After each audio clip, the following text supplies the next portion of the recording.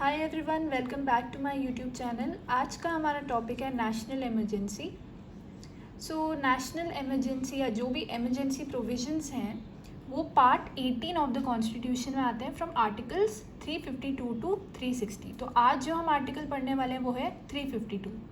In article 356 we have president's rule और constitutional emergency भी कहते हैं, and in article 360 we have financial emergency.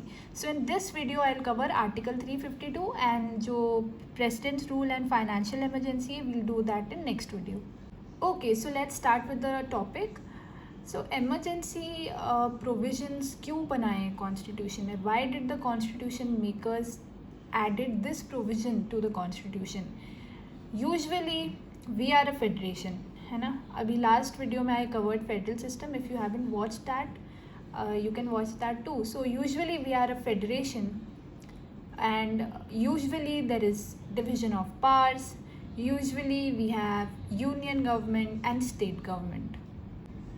But what happens, कभी कभी सिचुएशन बहुत ज़्यादा ख़राब हो जाती है तो हमारे पास एमरजेंसी प्रोविजंस हैं कॉन्स्टिट्यूशन में. जैसे ये आपके घर पे भी हो सकता है या हमारे घर पे, हमारी सोसाइटीज़ में भी कभी, जब everything is normal it's normal but sometimes there is a emergency. And जब कोई एमरजेंसी होती है so we need one person to take the decision, है ना.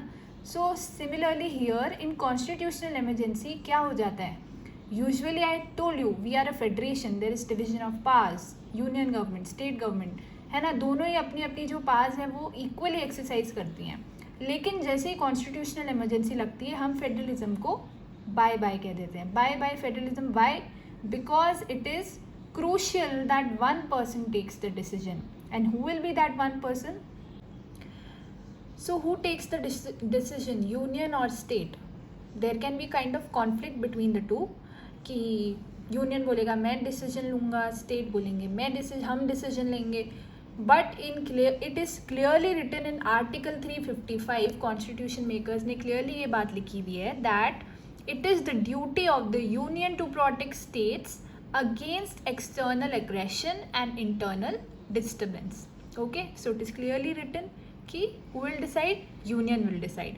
That is why during an emergency our system converts from federal to unitary. Why?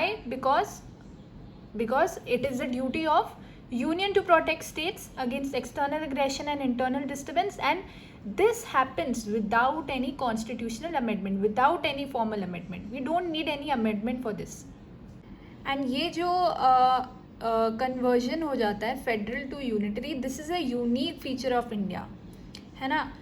You can see it is clearly written here that it is a unique feature of Indian constitution that it can be both unitary as well as federal according to the requirements of times and circumstances. In normal times it is designed to work as a federal system, but in times of emergency it is designed to work as a unitary system. So this is a very unique feature of Indian constitution.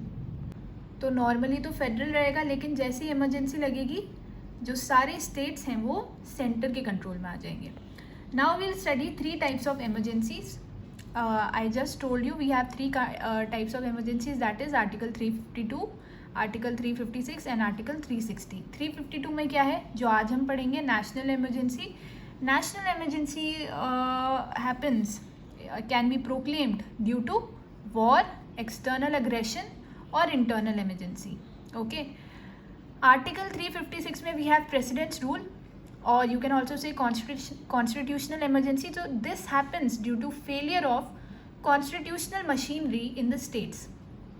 And then we have article 360 that is financial emergency due to threat of financial stability. So national emergency कब proclaim होती है? When there is a possibility कि कोई भी country के साथ हमारी war की पॉसिबिलिटी हो या एक्सटर्नल एग्रेशन हो, या इंटरनल इमरजेंसी के टाइम पे भी हम प्रेसिडेंट नेशनल इमरजेंसी को प्रोक्लेम कर सकते हैं. आर्टिकल 356 में जो प्रेसिडेंट रूल है या कॉन्स्टिट्यूशनल इमरजेंसी भी जिसे हम कहते हैं, ये होता है जब states they don't work in accordings to the provisions of the constitution. यानी कॉन्स्टिट्यूशनल मशीनरी का फेलियर। कॉन्स्टिट्यूशन के according whatever is written in the constitution, जब उसके अकॉर्डिंग स्टेट्स वर्क नहीं करते हैं तो ये इमरजेंसी डिक्लेयर हो सकती है। और आर्टिकल 360 में है फाइनेंशियल इमरजेंसी, जब कोई फाइनेंशियल क्राइसिस हो कंट्री में due to threat of financial stability, तो फाइनेंशियल इमरजेंसी को हम प्रोक्लेम कर सकते हैं। सो यहाँ पे लिखा हुआ है article 352।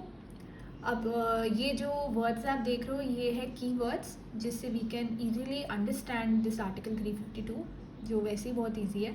That means that if the president is satisfied about the grave threat to the security of India due to war, external aggression और इंटरनल डिस्टर्बेंस। सो या वॉर एंड एक्सटर्नल अग्रेशन के बेसिस पे अगर emergency proclaim होती है उसको हम external emergency कहेंगे, एंड इंटरनल डिस्टर्बेंस के बेसिस पे if emergency is proclaim that can be also called as internal emergency. Let's suppose अगर कोई नेबरिंग कंट्री ने हम पे अटैक किया है, तो अब क्या अटैक होने के बाद प्रेसिडेंट प्रोक्लेम करेंगे नेशनल इमरजेंसी, और he can also do it earlier. So this is the kind of question, can president declare a national emergency even before the actual occurrence of war or external aggression or internal disturbance? Yes, if he is satisfied that there is an imminent danger or grave threat, वो actual में attack होने से पहले या war होने से पहले भी अगर उनको लग रही है कि प्रोबेबिलिटी है, so he can proclaim national emergency. So अभी हमने सेटिस्फैक्शन की बात की है प्रेसिडेंट की, तो क्या सिर्फ प्रेसिडेंट की सेटिस्फैक्शन पे नेशनल इमरजेंसी डिक्लेयर हो सकती है? Is this a discretionary power of president और is it a kind of personal satisfaction? No, emergency can be declared only on the aid and advice of the cabinet, and cabinet senior most ministers of Union Council of Ministers. Okay, so this is not a discretionary power of the president, or the constitution is not talking about the personal satisfaction. When the president receives the advice of the cabinet, तो उस time के satisfaction की बात हो रही है। Now this national emergency can also be applied in India, और it can also be applied in a particular part of India. Okay, so this is also an option. Then comes parliamentary approval. Now, why do we need parliamentary approval for the emergency? Why? Because executive is responsible to the legislature, है ना? Because हमारे India में क्या है, parliamentary system है, और parliamentary system का तो थंब रूल ही यही है कि एग्जीक्यूटिव रिस्पॉन्सिबल होंगे लेजिस्लेचर को. तो लेजिस्लेचर के अप्रूवल के बिना कोई भी एग्जीक्यूटिव मिनिस्टर, मतलब एग्जीक्यूटिव कुछ भी अप्लाई नहीं कर सकते.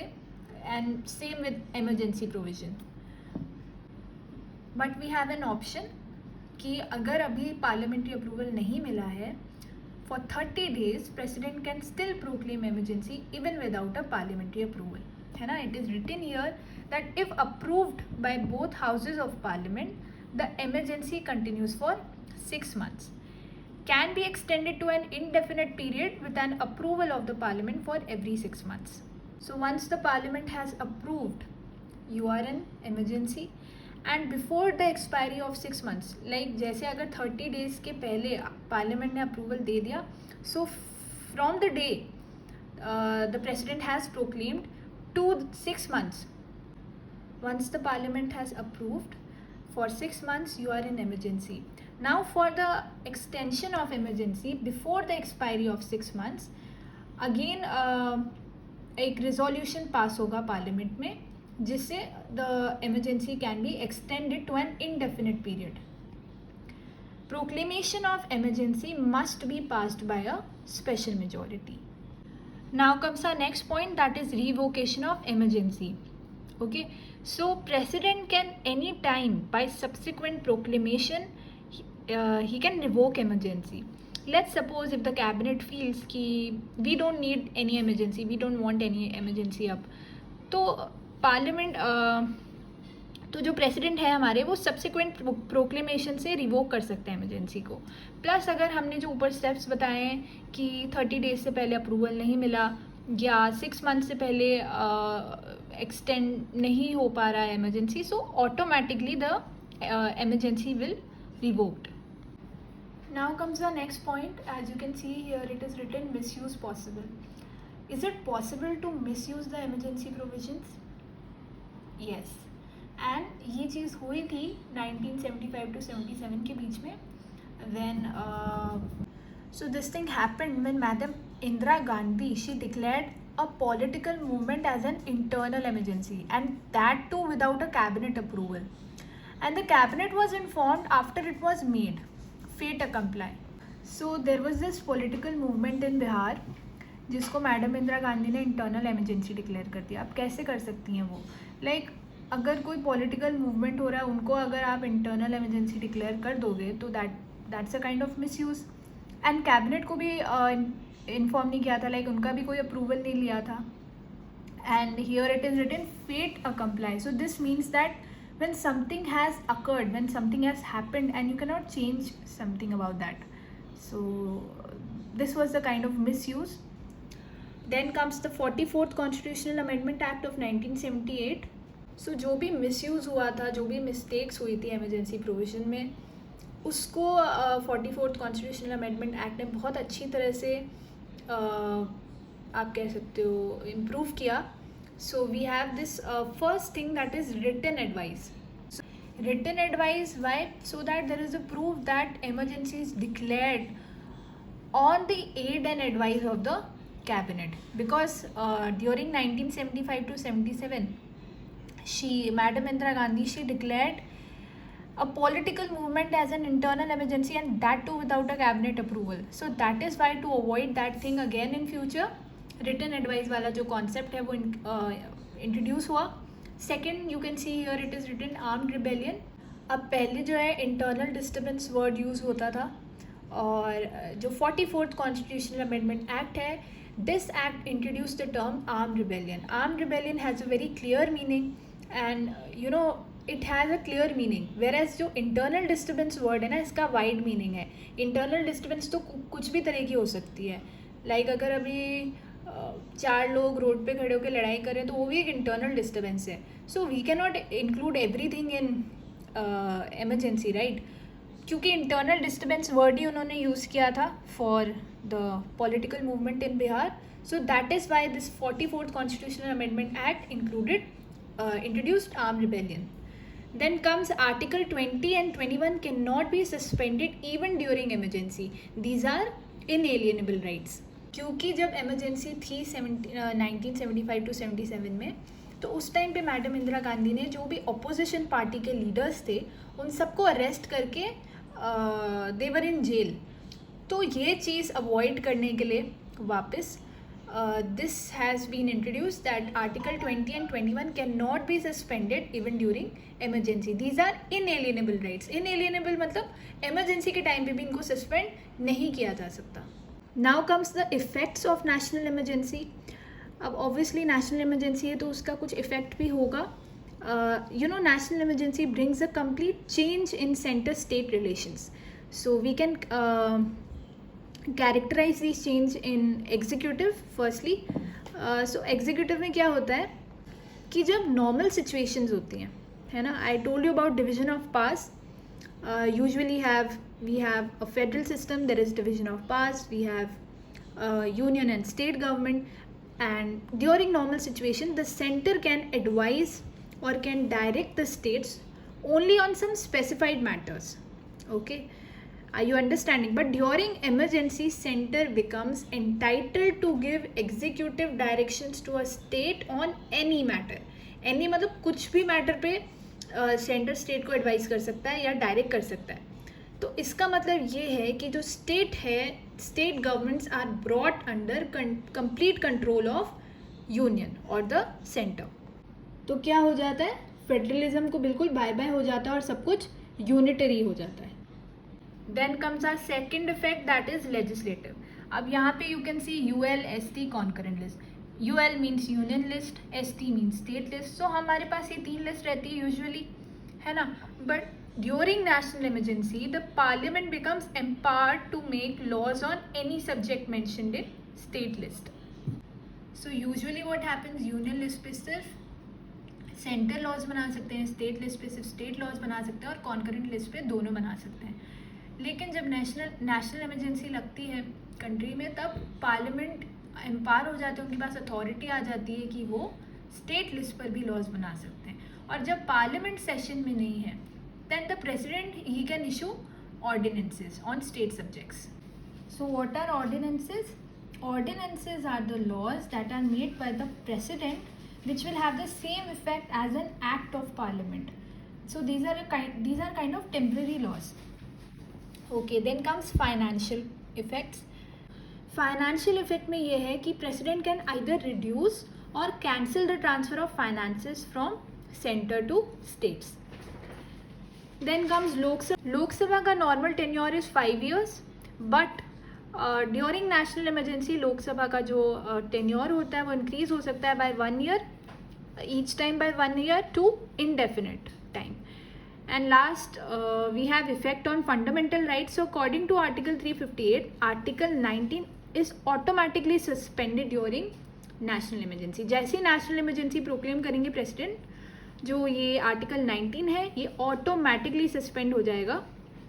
And article 359 deals with suspension of other fundamental rights except article 20 and 21. So article 358 only article 19 के साथ डील करता है जो ऑटोमेटिकली सस्पेंड हो जाता है, और आर्टिकल 359 डील करता है with suspension of other fundamental rights. But मतलब इसमें जो फंडामेंटल राइट्स है वो प्रेसिडेंट की प्रोक्लेमेशन में आएगा रिटन की कौन सा फंडामेंटल राइट सस्पेंड होगा और कौन सा नहीं होगा. For that you have to read that. But 20 and 21 can not be suspended because these are inalienable rights. So this was our today's video. If you liked the video, please like, share and comment and subscribe to my channel.